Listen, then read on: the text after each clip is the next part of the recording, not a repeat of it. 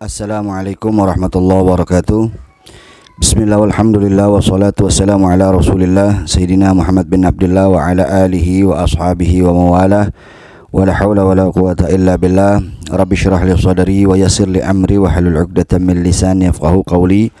Rabbi zidna ilman warzuqna fahman wa atina hikmatan. Allahumma barik lana fi majlisina hadza bi rahmatika ya arhamar rahimin. Ikhwan fillah rahimakumullah, dimanapun antum sekalian berada, semoga kita semua senantiasa dalam rahmat, dalam keberkahan dan juga lindungan Allah subhanahu wa ta'ala di segala aktivitas kita dalam kehidupan kita sehari-hari. Amin ya rabbal alamin. Ikhwan fillah rahimakumullah, dalam kesempatan ini kita akan kembali melanjutkan kajian kitab Ta'limul Muta'allim Tariqat Ta'allum karangan Syekh Burhanuddin Az-Zarnuji. Sebagaimana biasa, mari sama-sama kita awali terlebih dahulu dengan pembacaan suratul Fatihah dan kita mantapkan niat ta'lim kita bersama-sama. Bismillahirrahmanirrahim. Al-Fatihah hadratin Nabi Muhammadin sallallahu alaihi wa ala alihi wa ashabihi wa mawalah. Thumma ila arwahil anbiya wal mursalin wal awliya wal syuhada wal salihin wal ulama'il amilin, khususan minhum Sidina al-Imam al-Muhajir ilallah Ahmad bin Isa wa Sidina al-Faqih al-Muqaddam Muhammad bin Ali Ba'alawi. Thumma ila ruh Syekhul Kabir Al-Habib Abdurrahman bin Muhammad Segab Syekh Ali bin Abi Bakar Saqran. Thumma ila ruh Sayyidina al-Imam Qutbil Anfas wa Alamatin Nubras Habib Umar bin Abdurrahman Al-Attas wa Syekh Ali bin Abdullah Baras.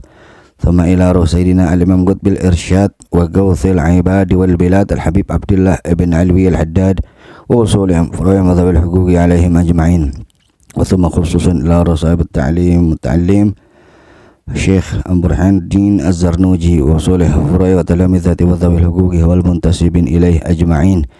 وثم إلى روح سيد الوالد الحبيب الرس بن سالم العطاس وأبويا وسلام سلمان هارون وأبويا سيد محمد بن علي المالكي وجميع أساتذة الدار الجودة صالح فرحهم أن الله يتغشم بالرحمة والمغفرة ويعود إلينا من بركاتهم وأسرارهم وأنوارهم وعلومهم ونفاتهم بركاتهم في الدين والدنيا والآخرة بسر الفاتحة. أعوذ بالله من الشيطان الرجيم. بسم الله الرحمن الرحيم. الحمد لله رب العالمين الرحمن الرحيم مالك يوم الدين إياك نعبد وإياك نستعين اهدنا الصراط المستقيم صراط الذين أنعمت عليهم غير المغضوب عليهم ولا الضالين رب اغفر لي ولوالدي آمين. بسم الله الرحمن الرحيم. نويت التعلم والتعليم والإفادة والاستفادة والحث على التمسك بكتاب الله وسنة رسول الله صلى الله عليه وسلم والدعاء إلى الهدى والدلالة على الخير ابتغاء مرضات الله ورضوانه وقربه وثوابه.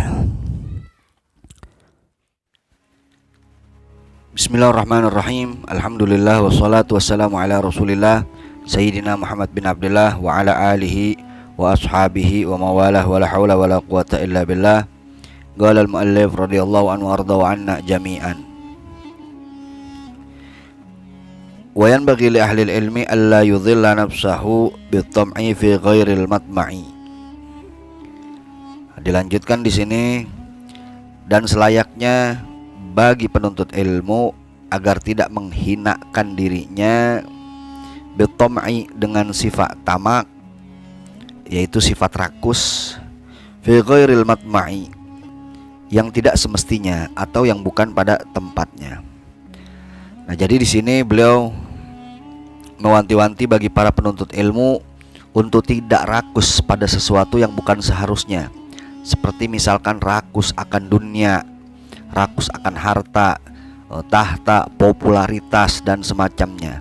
Karena sifat rakus terhadap hal-hal semacam itu merupakan sifat dan perbuatan yang tercela bagi para penuntut ilmu. Jika mau rakus pada ilmu, rakus dalam mengamalkan ilmu, rakus dalam mencari ridha Allah dan Rasulnya. Nah, itu baru rakus yang terpuji. Memang yang semestinya bukan rakus pada harta, pada jabatan, pada kuasa, popularitas dan yang semacamnya. Karena sekali lagi itu merupakan perkara yang tercela bagi para penuntut ilmu. Lalu dilanjutkan lagi di sini, wa yataharraza amma fihi madalatul ilmi wa ahlihi, dan hendaknya yataharraza, para penuntut ilmu menjaga dirinya, amma fihi madalatul ilmi wa ahlihi, dari sesuatu yang dapat merendahkan ilmu dan pemiliknya. Nah, seperti contoh tadi, rakus terhadap dunia.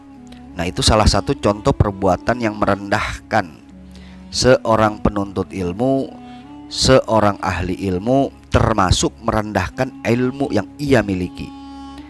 Kemudian hendaknya mereka menjaga ucapan, perbuatan, sikap, tingkah laku, serta gaya hidupnya dari perbuatan-perbuatan yang tidak pantas dilakukan oleh seorang penuntut ilmu atau oleh seorang ahli ilmu.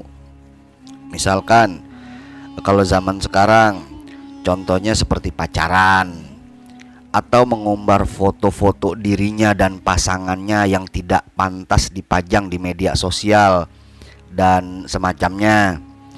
Bagi beberapa orang mungkin hal tersebut wajar, tapi bagi para penuntut ilmu, apalagi yang sudah dikenal sebagai ahli ilmu, sebagai ulama, memajang fotonya dan foto pasangannya dengan pose-pose yang tidak pantas dipajang di medsos, itu merupakan suatu perbuatan yang tercela. Atau contoh lainnya dari perbuatan merendahkan ilmu dan ahli ilmu, seperti misalkan menjadi penjilat penguasa yang zalim. Ia menjadi penjilat penguasa yang zalim, dia tahu ini penguasa zalim, tapi karena kebutuhannya maka ia tetap mendekati dan menjilat penguasa tersebut. Bahkan ia siap menerima pesanan fatwa dari sang penguasa zalim ini asalkan cocok harganya. Nah, perbuatan-perbuatan seperti ini merupakan perbuatan yang sangat-sangat tercela bagi pemilik ilmu, dan otomatis perbuatannya itu merendahkan ilmu yang mempunyai kedudukan yang sangat mulia. Tapi tidak kita pungkiri, zaman sekarang ada orang-orang yang seperti itu di tengah-tengah kita. Nah, hati-hati, jauhi mereka. Jangan sampai kita menjadikan mereka sebagai rujukan kita dalam beragama, karena itu hanya akan menjadikan hancur lebur kita punya akidah. Walhasil, ikuti para ulama yang istiqomah, yang lurus, yang tidak ragu-ragu mengatakan yang hak itu hak, yang batil itu batil, bukan orang-orang yang menggadaikan ilmunya untuk menjilat penguasa dan membuat fatwa yang ngawur untuk tujuan duniawiyahnya. Lalu dilanjutkan lagi di sini oleh beliau, wa yakuna mutawadhi'an, dan hendaknya penuntut ilmu harus selalu menjadi mutawadhi'an, orang yang tawadhu. Wa tawadhu'u, dan adapun tawadhu, bainat takabburi wal madzallati, yaitu suatu sikap pertengahan antara takabur wal madzallati dan sikap hina. Jadi tawadu itu berada di tengah-tengah antara kedua sifat yang barusan disebut. Wal ifatu kadzalik, dan juga harus selalu menjaga diri. Ifah itu menjaga diri. Wa yu'rafu dzalika fi kitabil akhlaq, dan semua itu bisa diketahui dalam artian harus dipelajari fi kitabil akhlaq, dalam kitab akhlak. Nah, jadi selain sifat tawadhu, penuntut ilmu pun harus mempunyai sifat iffah, yaitu menjaga diri. Menjaga diri di sini bukan maksudnya dia harus menguasai dan jago serta ahli dalam ilmu bela diri, bukan itu maksudnya. Menjaga diri di sini maksudnya yaitu menjaga diri dari perkara-perkara yang syubhat, apalagi yang jelas-jelas haram. Nah, seorang penuntut ilmu harus betul-betul memperhatikan ucapannya, memperhatikan juga perbuatannya, sikapnya, tingkah lakunya, gaya hidupnya, langkahnya, keputusannya, agar jangan sampai ia terjerumus dalam perbuatan-perbuatan yang tercela.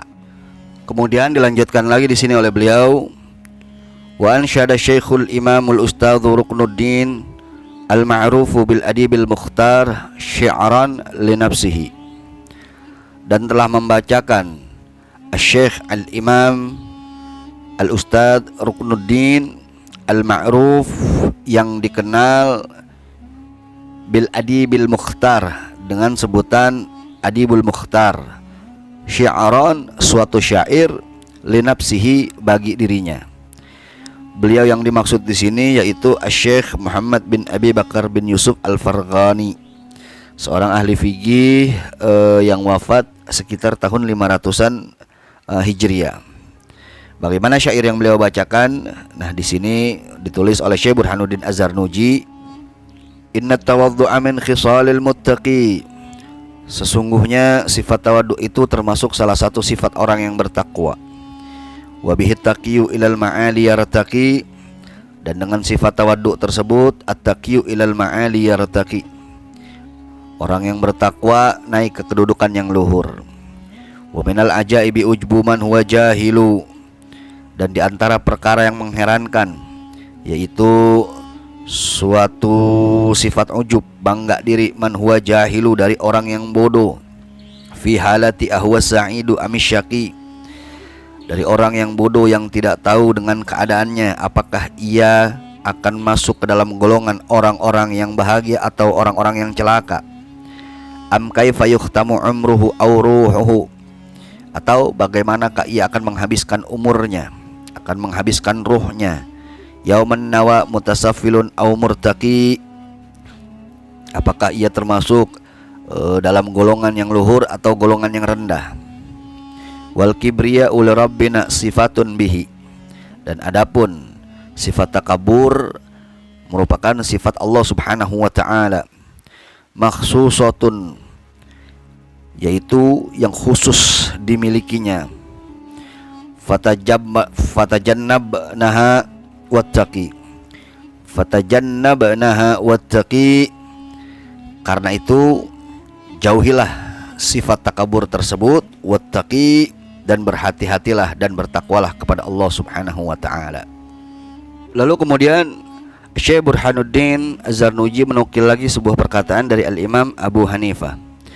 Beliau melanjutkan di sini, qala Abu Hanifah rahimahullah li ashabihi, telah berkata Al-Imam Abu Hanifah kepada para sahabat-sahabatnya, azimu amaimakum wa wasi'u akmamakum. Beliau katakan, lebarkanlah sorban-sorban kalian dan panjangkanlah kerah-kerah kalian. Wa inna maqala dzalik li'alla yustakhaffa bil ilmi wa ahlihi, dan sesungguhnya Al-Imam Abu Hanifah mengatakan perkataan tersebut agar ilmu dan pemilik ilmu tidak direndahkan. Nah, jadi menyambung dengan anjuran untuk tawadhu tadi, tawadhu itu tidak harus Anda memakai pakaian compang-camping dan yang semacamnya. Bukan seperti itu. Oh, itu orang tawadhu. Kenapa? Kenapa kok Anda bisa tahu kalau dia tawadhu? Iya, itu pakaiannya compang-camping. Bukan itu ukuran tawadhu. Tapi memang tidak bisa kita pungkiri, di zaman sekarang pun ada orang-orang yang bergaya seperti itu agar orang lain menganggap ia orang yang tawadhu, orang yang sederhana, zuhud, dan semacamnya. Nah, orang yang model begitu itu jenis orang yang juga tercela. Al-Habib Abdullah bin Alwi Al-Haddad seringkali mengatakan di berbagai kitabnya bahwa orang yang model seperti itu tidak beda dengan orang yang sombong, bahkan ia lebih tercela karena ia menampakkan diri sebagai orang yang terlihat seperti ahli akhirat, padahal sesungguhnya dalam dirinya terdapat kebusukan yang bertujuan untuk mencari popularitas dunia. Ia ingin dikenal oleh orang lain. Orang ingin agar mengenal dirinya sebagai orang yang tawadhu. Nah, ini juga perbuatan yang sangat-sangat tercela. Begitu juga sebaliknya, bukan berarti orang yang memakai pakaian bagus dan mungkin mahal berarti orang sombong. Tidak seperti itu. Sebagaimana yang disampaikan oleh Al-Imam Abu Hanifah, beliau menyarankan kepada para sahabat-sahabatnya untuk membesarkan imamahnya, sorban-sorbannya, dan melebarkan pakaiannya. Supaya apa? Supaya ahli ilmu tidak dipandang remeh. Nah, apa yang dianjurkan oleh Al-Imam Abu Hanifah ini ternyata sekarang dipakai oleh dunia pendidikan. Bahkan dunia pendidikan barat pun memakainya. Hal itu bisa kita lihat ketika saat wisuda sarjana. Saat wisuda mereka diharuskan memakai toga. Coba lihat, topi lebar, baju lebar, percis seperti yang dianjurkan oleh Al-Imam Abu Hanifah rahimahullah. Nah, jadi bukan berarti para penuntut ilmu ini tidak boleh memakai pakaian yang bagus, yang indah. Justru dianjurkan untuk memakai pakaian yang bagus ketika menuntut ilmu dengan niatan memuliakan ilmu. Jangan sampai kalau kita ke keondangan kita rapi, tapi kalau ngaji asal jadi. Nah, ini keliru namanya. Nah, jadi tawadu dan sombong tidak bisa dinilai dari pakaiannya, ikhwan. Tawadu dan sombong itu keadaan hati. Nah, urusan hati, urusan kita sama Allah Subhanahu wa taala. Kemudian dilanjutkan lagi di sini oleh beliau, yaitu Syekh Burhanuddin Az-Zarnuji, wa yanbaghi li talibil ilmi ayyuhassila kitabal wasiyah allati katabaha Abu Hanifah li Yusuf bin Khalid As-Sumti 'inda ruju'i ila ahlihi.